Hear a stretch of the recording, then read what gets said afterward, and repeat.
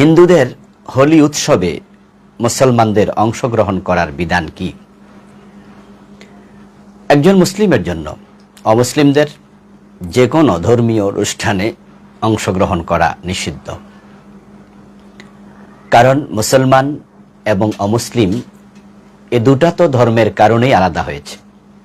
তো একজন মুসলিম হয়ে অমুসলিমের ধর্মীয় উৎসবে আপনি কিভাবে অংশগ্রহণ করেন? আল্লাহ তাআলা পবিত্র কোরআন মাজিদে আমাদেরকে বলেছেন, লাকুম দীনুকুম ওয়ালিয়া দীন।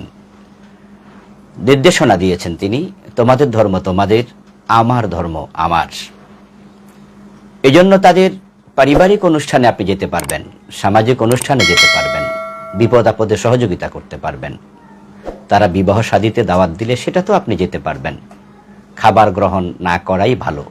যদি মুসলিম কোনো পাকশী রান্না করে তাহলে সেটা খাবার গ্রহণ করা যেতেও পারে, মুত্তাকিদের জন্য এড়িয়ে যাওয়া উত্তম। কিন্তু তাদের হোলি উৎসব বা অন্য কোনো ধর্মীয় উৎসবে অংশগ্রহণ করা নিষেধ এবং এটা হারাম। তাদের ধর্মীয় উৎসবে অংশগ্রহণ করার মানে হলো আপনি তাদের ধর্মকে বাতিল মনে করেন না, বরং তাদের ধর্মীয় উৎসবে অংশগ্রহণ করে তাদের ধর্মকে আপনি সাপোর্ট করছেন, প্রমোট করছেন। তাই সেটা হারাম, এটা করা যাবে না।